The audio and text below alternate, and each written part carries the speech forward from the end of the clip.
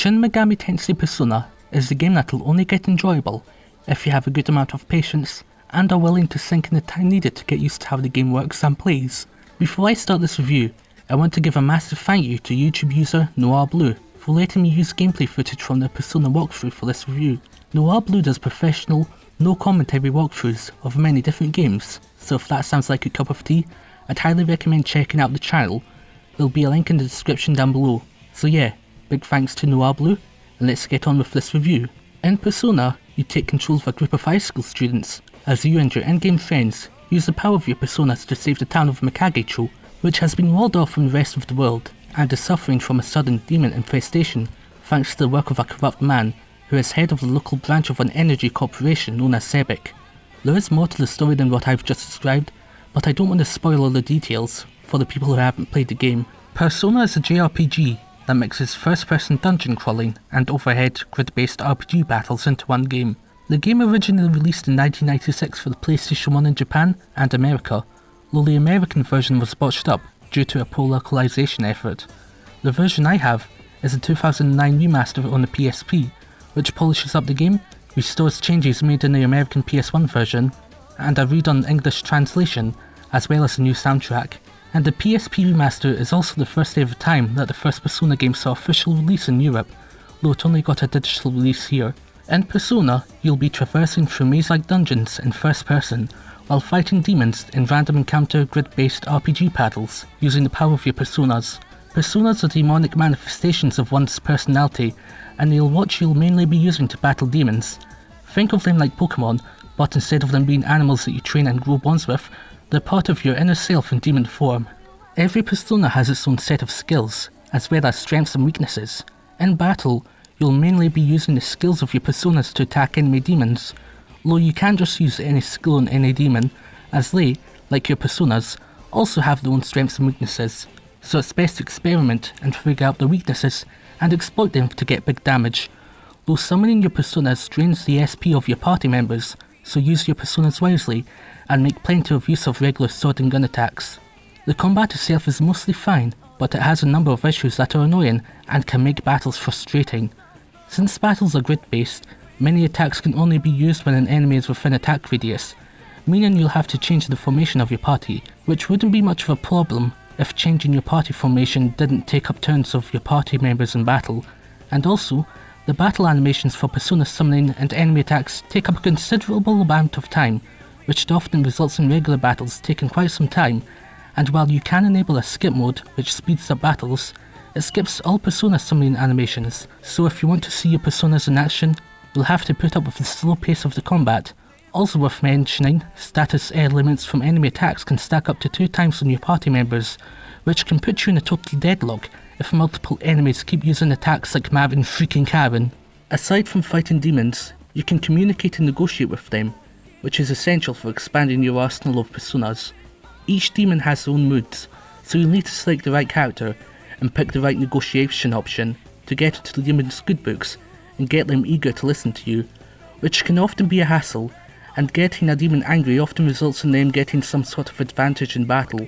Though if you play your cards right, you'll get the demon's spell card, and with 2 spell cards, you can fuse them to create new personas when you visit the Velvet Room, though not all personas are compatible with every character. The dungeon crawling in Persona isn't very fun, since most dungeons are literal mazes, and some have annoying gimmicks like drop floors, massive dark rooms, and being filled with dead ends. Also, the game has an atrociously high encounter rate, which means every time you take a few steps in the dungeon,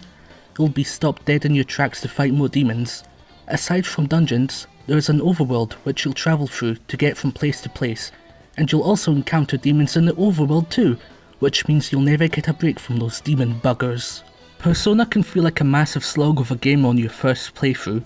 Its numerous issues can make it a boring and frustrating experience for newcomers, and the game also feels very repetitive, with its high as hell encounter rate, dungeons that feel samey, and also the repetitious soundtrack, which I'll get onto in a moment. It also doesn't help that a lot of your time will be spent grinding to increase your party members' character and persona levels. For some reason, each party member has 2 separate levels. Character levels, which increase character stats and allows them to gain spell cards from higher level demons, and persona levels, that let you equip higher level personas in the Velvet Room, which is annoying since each character's levels aren't always equal, and it doesn't help that experience gained after battles is never shared out equally between party members, which means some characters could be at a far higher level than others. Persona can be a hard game to get into,